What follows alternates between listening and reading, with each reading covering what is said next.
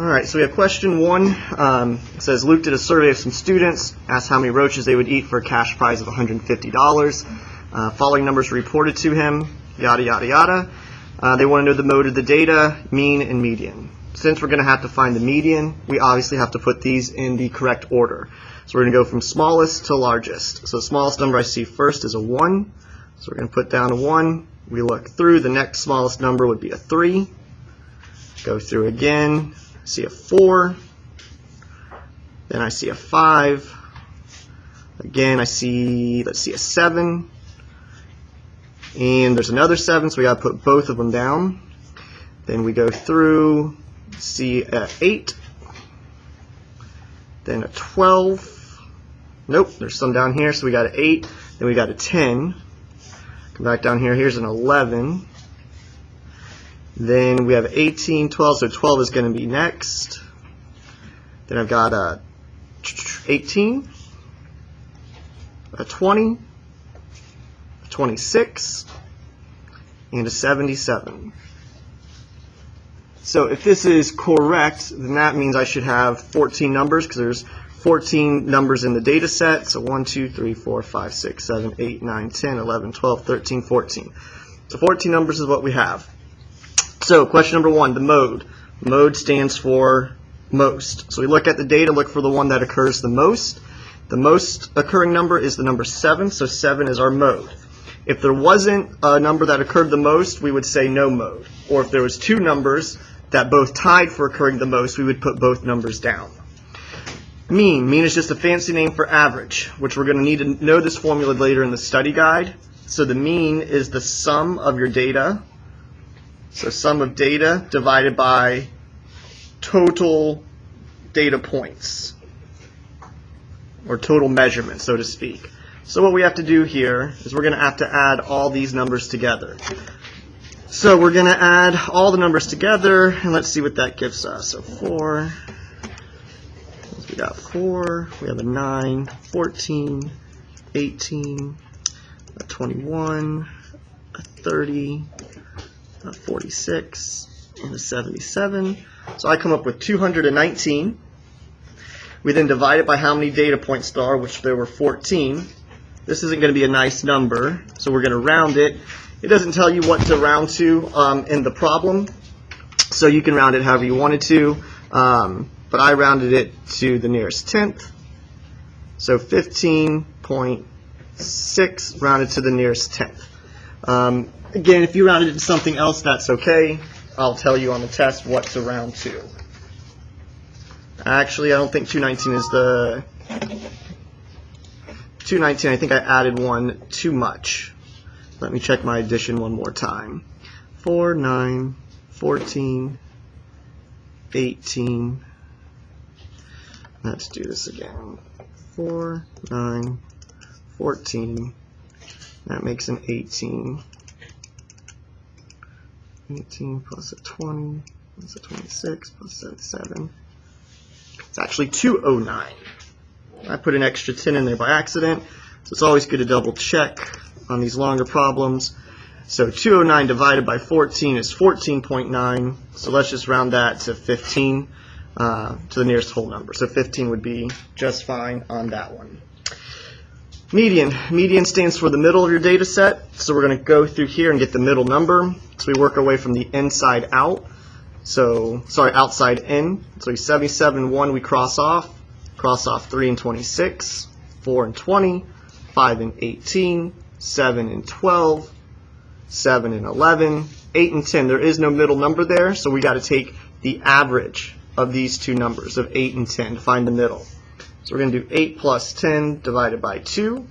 We've got a better 10. That's 18 divided by 2, which is 9. So 9 is the median of our data set. Now we need to make a box and whisker plot. So for a box and whisker plot, we need to find the smallest, the biggest, and then all of our medians. So the middle of your box is always the median. We make a straight line. We just found the median. The median was 9. So we're going to put a 9 right there. Then we need to figure out the first median and the third median, because what we've done is we've split this data in half right now into what we call the lower half and the upper half. So we take our lower half data and we're going to find the median. So again, let's start crossing out. So 1 and 8 go away, 3 and 7 go away, 4 and 7 go away, so we're left with just a 5. So 5 is our, what we call our lower median. So we're going to extend this box out, say 5 is right around here. Now we got to find the median of the upper half. So 7710 cancel, 2611 cancel, 1220 cancel, so 18 is our upper median. Now 18 is further away from 9 than 5 is from 9, so we need to make our box just a little bit larger. Doesn't have to be precise, but the right-hand box should be larger than the left-hand box. So that's 18. Now we need the whiskers. The whiskers are your endpoints. So the endpoint over here is 1. So we go over, that seems about like 1. 77 is the endpoint over here. So we're going to go all the way over. And we've got a 77 at the end. Now what some students think is because this line is longer that there's more data in there. There's not. It just means the data is further spread out. A box and whisker plot divides your data into 4 equal sections, or what we call percentages of 25. So 25%, 25, 25, 25. Okay, interquartile range. Interquartile range and data ranges when you're finding the difference of numbers. Interquartile means you need to do the inside quarters. Inside quarters. So my first inside quarter is 5, because that's my first quartile. My other inside quarter, if I start from 77 and go in, that's 18. That's your third quartile. Some people like to think about this as interquartile range is just the range of your box. So 5 and 18 are 2 numbers. We subtract, and we get 13. So 13 is our IQR. What measure central tendency would be best used? There's only 2 options. You can either use the mean, or you can use the median. Mean is good if there are not any outliers. But if there's an outlier, we would want to use the median. For example, if you have 19 people who have a current class average of a 93, and then someone comes in and gets a 0 on the test, well, now that average drops down significantly, but that 1 0 affected the whole class, but really the class was doing much better than that. So when you have mean, you cannot have outliers. Median is when you do have outliers. So we look at this, and obviously we could tell from the beginning, 77 is the one number that just does not belong. It's an outlier. So therefore, we would want to use the median. The median is going to be our best option. Spread. 2 options for spread. You have standard deviation, and then you have the IQR. Standard deviation is calculated using averages. IQR is calculated using medians. So therefore, all you have to ask yourself, which one of these was a better measurement? Did we use the average or the median for our data? Well, we used the median. So therefore, the better spread number would be the IQR. So IQR is the one we want to go with there. Histogram. How many calculators cost less than 60? A histogram is just a bar graph, except we have intervals rather than categories. So less than 60. So 0 to 19, that's less than 60. 20 to 39 is less than 60. 40 to 59 is less than 60. So we want to figure out how much are in each of these bars. This bar goes up to 10. This one goes up to 11. And this one, our last one, goes up to 8. So we add 10, 11, and 8, and we come up with 29 as our answer for that one. Okay. Now for simplifying algebraic expressions. What you're going to do every time, the first step every single time, is to factor, if possible. So number 9 can be factored using a GCF. So that's 2 times x plus 9. Second one can be factored using a diamond. What adds to 8 and multiplies to negative 9. So that would be a x plus 9 and an x minus 1. Now the next step is we want to state what your variables cannot equal. You're never allowed to divide by 0. Because if you try to divide by 0 on any calculator, 5 divided by 0, it's going to say some kind of error. So we cannot get zeros on the bottom. So we're trying to figure out, well, if x plus 9 equals 0, what would the x had to have been? Negative 9. Or if the x minus 1 was our 0, what would the x had to have been? positive 1. So that means these two numbers, we're not allowed to use them because they give us zeros in the bottom. So we say x cannot equal negative 9 and x cannot equal 1. So that is part of our answer. Now the second part is to simplify. And this looks maybe difficult, but it's something you've done in the past.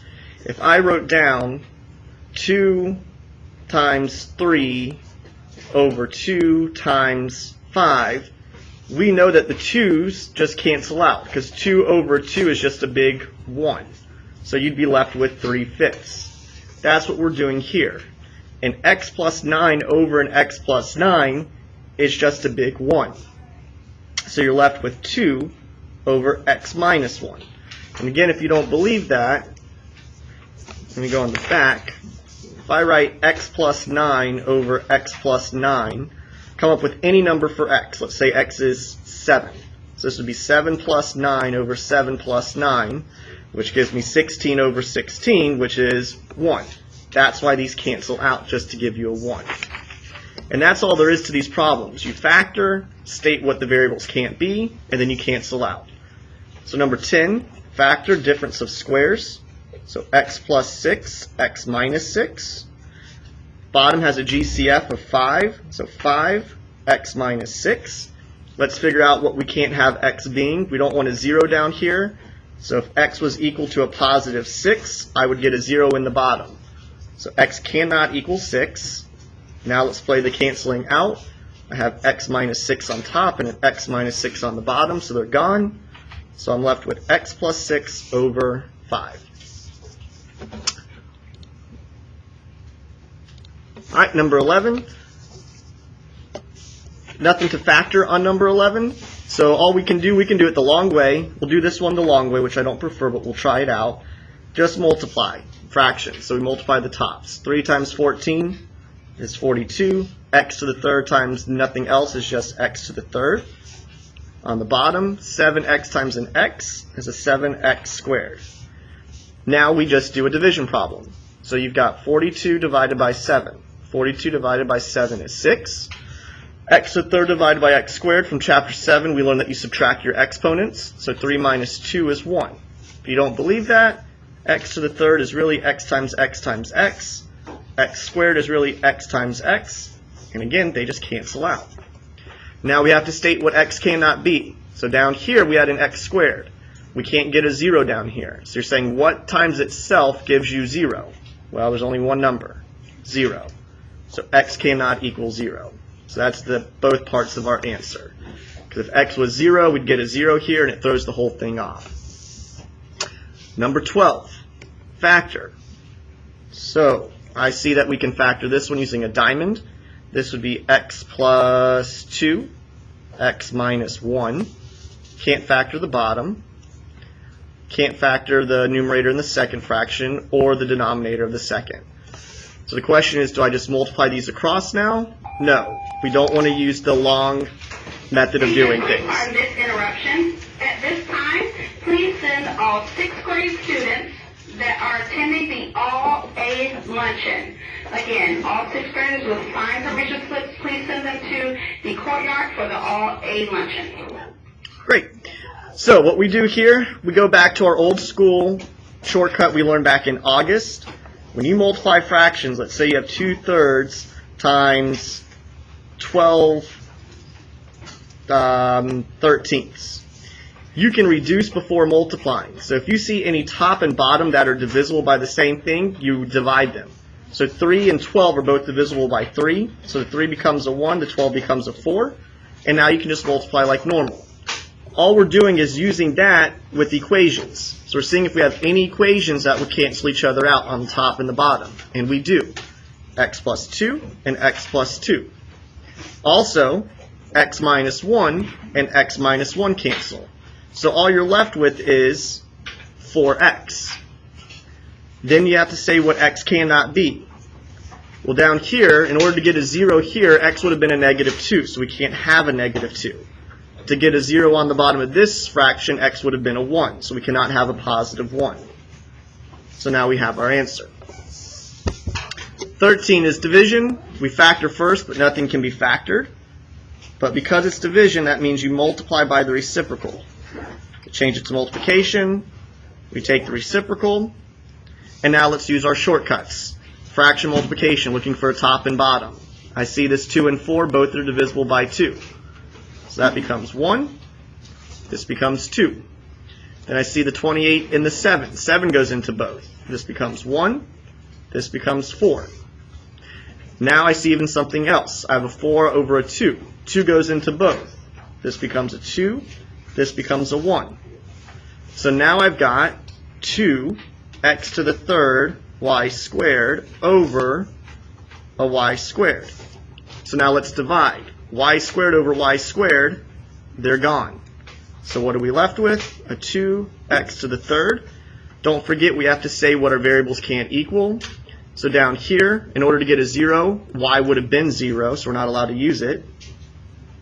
Here you just have a 7, so there's no variable you have to worry about. So there's only one thing we couldn't use, a y value of 0. 14, again, we've got a division problem, but this time we can factor, so we have to factor. So 5x squared, can't factor. Can factor using a diamond on this one. So we're going to go with, let's see, xx. Multiplies to give you 4, adds to give you negative 5. That would be a negative 4 and a negative 1. We multiply by the reciprocal, so that's x minus 1 over 10x. Now let's look for things we can cancel out. X minus 1, x minus 1. 5 and 10. 5 becomes a 1, the 10 becomes a 2. So now we've got x squared over 2x times x minus 4. Well, x squared over 2x, we can cancel out one of those. So that goes away, and this x squared just becomes x. So we're left with x over 2 times x minus 4. But don't forget, we have to state what the variables can't be. To get a 0 here, x would have been a 4, so we're not allowed to use a 4. To get a 0 here, x would have been a 1, so we can't use a 1. And then to get a 0 here, x would have been a 0. So on this one, there was 3 things that we could not use. All right, now for the next one, we've got normal distribution graph. A normal distribution graph, that's that bell-shaped curve. So bell shape it like that, kind of. Looks good enough. Remember, the middle is your mean, which they have to tell you. And the mean for this one is 6 hours.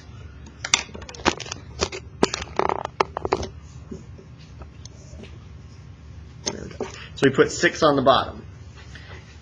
Every bell-shaped curve has 3 standard deviations above and 3 standard deviations below. Standard deviation is 1.5, so we just add 1.5 each time. So that's 7.5, this turns into 9, this turns into 10.5. Then we go 3 underneath. So this is going to become 4.5, 3, and 1.5. And that's all you had to do, was just make that graph. What 3 numbers for the empirical rule? That's something we memorized for our brain drain. 68, 95, and 99.7. Okay, number 17. This one's a little bit trickier. So what we have to do on this one is we have to focus first. There we go. What you want to do is don't worry about the domain intervals. Just come up with the equations. So here's the first one. So I see that this is a horizontal line. Every point on here has a y value of -2. So that's the equation. Y equals -2 because there is no slope. Then I go to this line. I see I can get a y-intercept and I can get a slope. The y-intercept is at 4. The slope, rise over run. So go down 1, 2, 3. And then I go over 1, 2, 3. So that's -3 over 3, which equals -1. So the equation is y equals -1x. You don't need the 1. The y-intercept is 0, so you don't need to put plus 0, but you can. But we now know that we normally don't put that. Now we go to our third line, have a y-intercept of 0 again. Find the slope. We go up 1 over 1, so that's 1 over 1, which equals 1. So our slope is positive 1x. Again, you don't have to put that 1x in front. The 0 is your y-intercept. You can put plus 0, but it is unneeded. Now for the domain intervals. Domain are your x's. So all you're asking yourself is, where do you stop hitting x values? So on our first line, we stop here because it goes forever to the left, so it's going to keep hitting x's, but it stops right at -3. So we're going to compare x to -3. The x's that I see are smaller than -3 and equal to, because I have a solid bubble. Domain interval for this one. The x's stop at two places. It stops at the x value of -3 and the x value of 0. So -3, 0. The x's are bigger than -3, but they're smaller than 0. So we have a compound inequality. We have open circles, therefore we don't put the lines underneath. There's a mistake for the second equation. It's supposed to be +4. Yes, thank you. Put up a peso. Sorry, for this one up here, the y-intercept was actually 4. It was not 0. So let's change that to a +4. All right, for our last one, where do we stop hitting x's at? We stop right here at 0. This goes forever to the right, so it's going to hit all the x's to the right.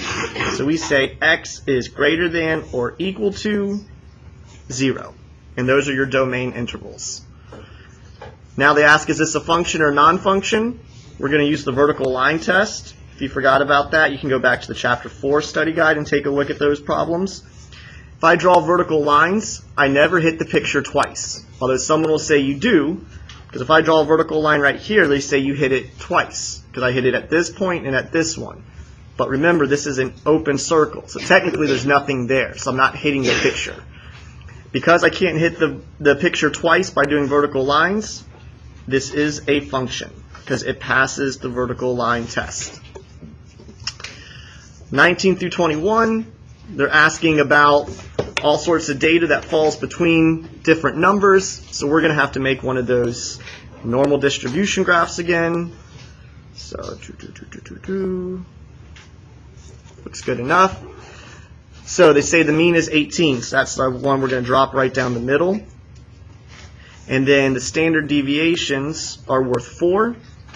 So there's always 3 above, 3 beneath. So if we go up by 4, 22, 26, 30, 4 below, 14, 10, and 6.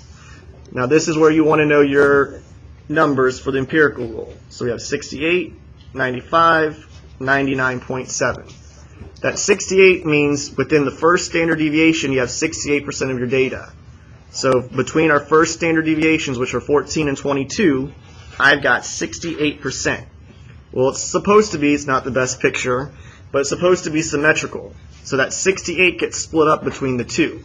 So this little section right here is 34, and this one right here is 34. 95 is for the second deviation. So your second deviations are from 10 to 26. Well, I already know from 14 to 22, I'm missing from 10 to 14 and from 22 to 26. All 4 of these have to make 95. Well, I've already got 2 of them, which make 68. So all I need to do is figure out how much am I missing. So 95 take away 68 gives you 27. That 27 isn't both lines. That 27 has to be split between the two. So that means each one is going to be 13.5. Now we go to our third number. Third number, 3 standard deviations. So I'm missing the 6 to 10 and the 26 to 30. I'm supposed to have 99.7. Well, if I add up all these lines, I know it's 95 already. So let's figure out how much we're missing. 99.7 minus 95 gives us 4.7. Again, that 4.7 has to be split between the two. So divide it by 2 and you get 2.35 and 2.35. And here's the thing to not forget that a lot of students will. We're not done. That's not all the data. All the data should be 100. So the missing parts are to the right of 30 and to the left of our 6. So I'm supposed to have 100 up here. All these lines added make 99.7. So I'm missing 0.3. Well, 0.3 gets split between these two. So if you take 0.3 and divide it by 2, you get 0.15. Once you have that drawn, every other question is super simple. Between 26 and 10. So we cover up everything we don't want. We want between 26 and 10. So add all those line segments together. So 13.5, 34, 34, and 13.5. If you add them all together, that gives you 95. Between 22 and 10. So 22 to 10. So I only have 3 segments now. The 34, the 34, and the 13.5. And so if we add those together, let's not make another calculation error, we get 81.5. Please pardon this interruption. At this time, please send all 7th and 8th graders that are attending the All A's luncheon to the courtyard. If students, before you come, please go to the SRC to put your book bags in the conference room. Unless you are getting picked up at Save and Buster.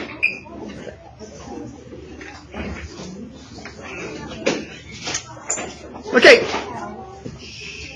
And then our last question says, what percent of data is less than 22? So again, cover up what you don't want. I want everything to the left of 22. So I want 34, 34, 13.5, 2.35, and 0.15. So I add all those numbers together. And if I add those numbers together, I should end up with 84. And 84 is our answer. All right. On to question 22. Once we focus.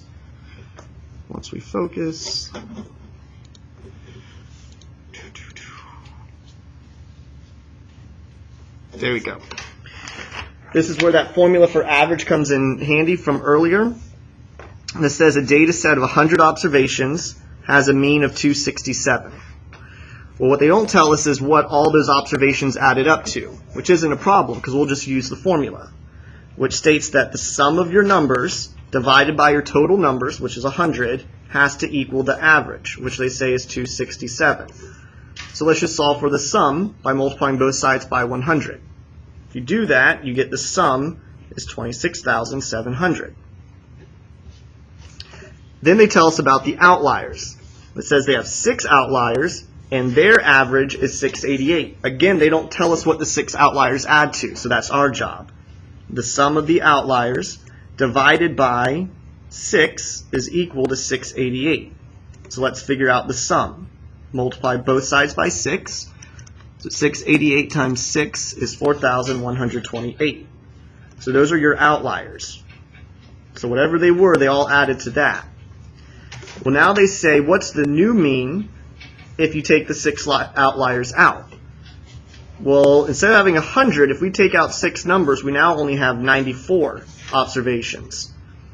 Well, the total of all 100 was 26,700. But now we're taking out the outliers. Well, the outliers were worth 4128, so we have to subtract 4128, and that will give us the leftover 94 numbers.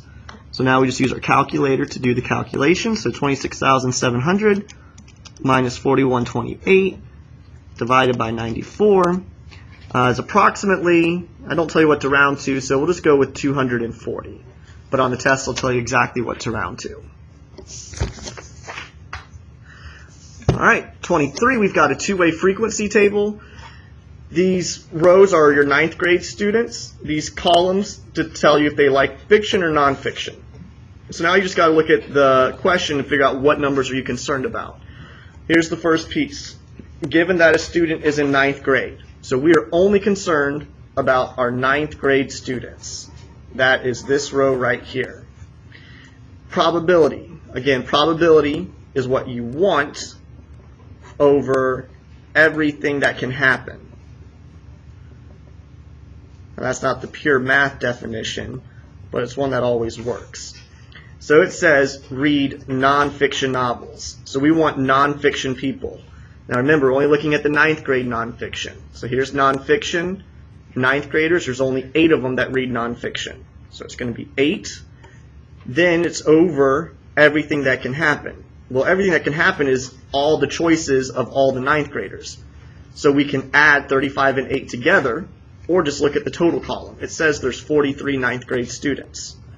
So 8 over 43. They want a decimal to the nearest hundredth, so we're going to divide those. So 8 divided by 43 gives us 0.18604 and a whole bunch of other stuff. Nearest hundredth, 10th hundredth. The 8 is in the hundredths, so we look to the right. Number to the right is a 5 or bigger, so this comes up to 0.19. So all this other stuff we never even needed. So always look at the question to see which parts you need. And finally, the last question. This is a sequence. We're looking for a term.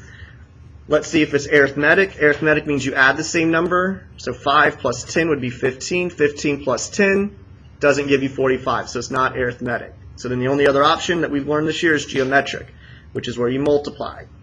So to get to 5 to 15, we can multiply by 3. 15 to 45, we could also multiply by 3. 45 to 135, multiply by 3. So this is geometric. This is one of those formulas you memorize for the state exam. So it's A sub n equals A sub 1 times R to the n minus 1. So we're looking for the 720th term.